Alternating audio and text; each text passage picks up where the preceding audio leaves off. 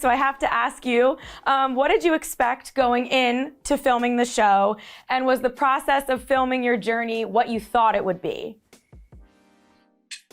Well, certainly my expectations weren't what has turned out to be.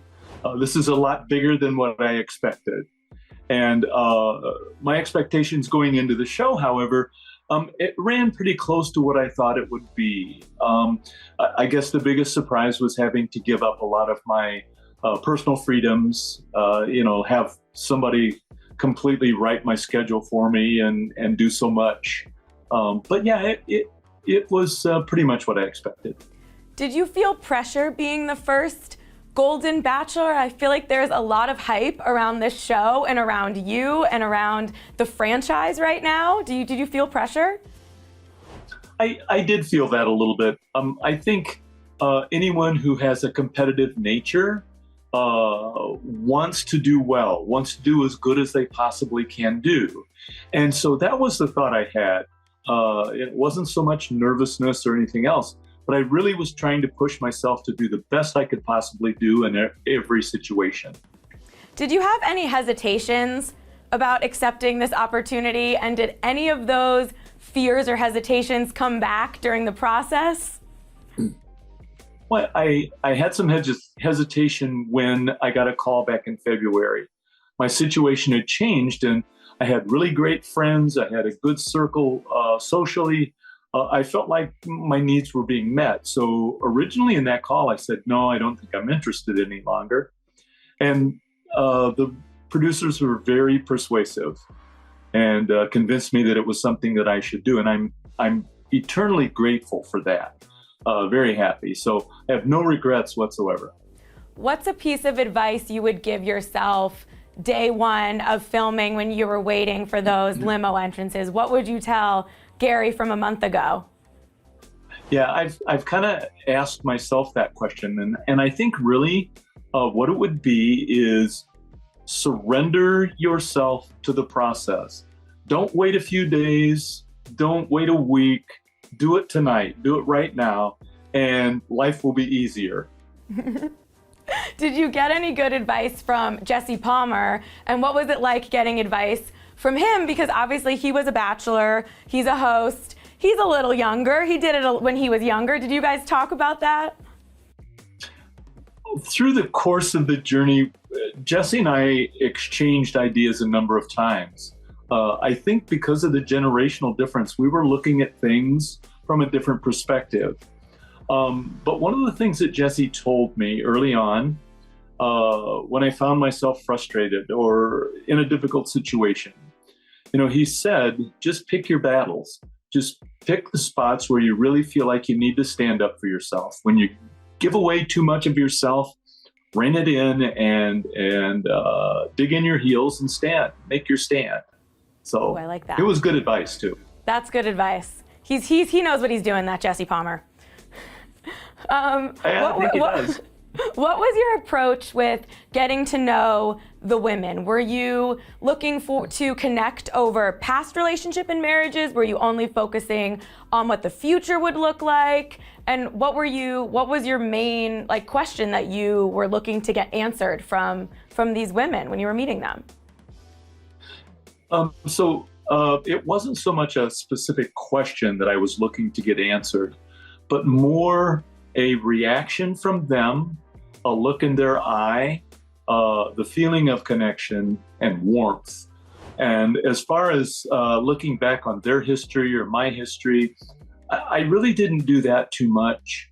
I was much more interested in finding out how they wanted to go forward, what they wanted to do in the future, and if it was compatible with what I wanted to do, those kind of things. I know you said in interviews before that your late wife would be really excited for you about this opportunity. Now that you've done it and you've filmed it, you still feel good about that? Would she be excited about it? I think now I would say that she would even be more excited about it. Having gone through the process, having it come to a good conclusion for me, I think she would realize that our conversations over the years about wanting each other to find happiness would be more meaningful. I love that. That's great to hear.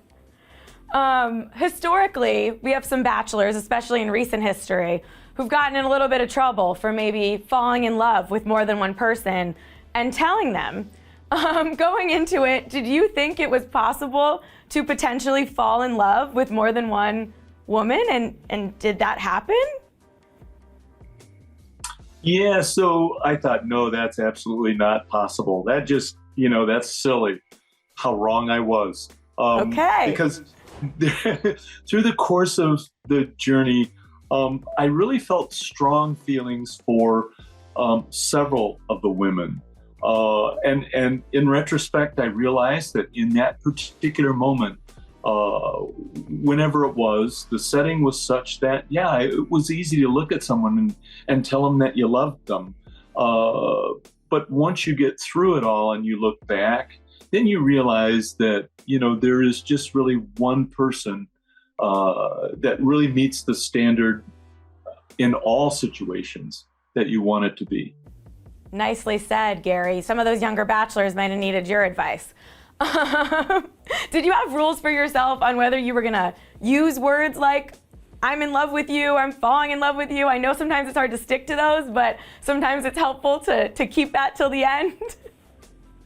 Yeah, I had a few rules, but I was breaking them all. That was the problem. So I decided I would stop. I think the first thing I failed at was, I told my daughters and my granddaughters, they were worried that I was going to be that guy that was kissing everybody on the first night. And I says, nope, I'm not going to kiss anyone on the first night. You're not going to see that. Maybe not even, as we get into it. Well, as you will see, I failed on the very first night. But I don't feel bad about it at all. I mean, and as time went on, many of those kisses were of affection. I really wanted to be supportive of all the women. I wanted them to feel good about themselves. And I have no regrets. Good. What was the conversation with your daughters and granddaughters like about the fantasy suite? I'm sure you've gotten that before. I'm sure everyone's asking you about the fantasy suite of it all. Yeah, they would always raise their eyebrows and talk in a more hushed tone when they brought up the fantasy suites. And the reality is I kept trying to explain to them that as you get older, the priorities for a situation like that are more intellectual, more emotional, rather than physical. And indeed, it did turn out to be exactly that. Having the fantasy suites, I absolutely no regrets. I was happy how it turned out. Being able to have a conversation off camera was critically important. Yeah. Historically, The Bachelor also loves an engagement. We love a Neil Lane ring. For you, how important was an engagement or is marriage in general versus just finding a partner? Like, where do you fall on that line? Yeah, that's a good question. That process has started or did start several years ago. As I was dating, I was looking for the person that I would spend the rest of my life with, regardless of the label. And as I got closer and closer to the process started in the show, I really kind of came to realize that I did indeed want to be married, that I wanted that commitment, that two-way street. And so as I got into the show, that was my objective. Yeah, I'll leave it at that. Okay. As much as The Bachelor is about love and an engagement or finding your person, there's usually a little bit of drama. Did you have to referee any drama, Gerry? Were you nervous about that? Did it happen? So there was what I would consider an insignificant amount of drama. Nothing like what is seen in some of the other seasons with The Bachelor and The Bachelorette. I think really the people that were involved were just simply speaking a different language. They weren't quite on the same plane. And as far as me refereeing, that's not a problem. My second career was in mediation, so getting people to talk to each other and find agreement is one of the things that I was sort of trained to do. I love that. I think we need all of our leads to have some mediation training. That would probably be helpful for this show. It might. How are you feeling as you prepare to watch it back? Obviously, it's finally going to premiere. Again, we talked about the hype. Are you excited? Is there any part of you that's anxious to see anything back, or is it all excitement? Oh, I really couldn't be more excited about this. My first, the first event that I really looked forward to was that first night. But now the second thing that I'm most looking forward to is being able to see that first episode and the second episode and just see how it's going to look to America.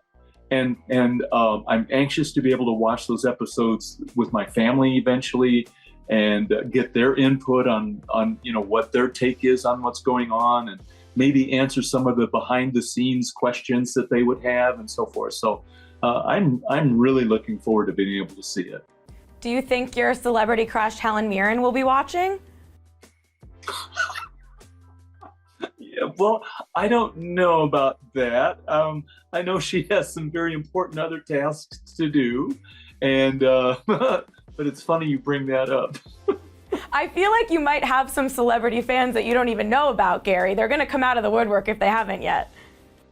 Well, if that's the case, I will embrace it just like I do every other fan.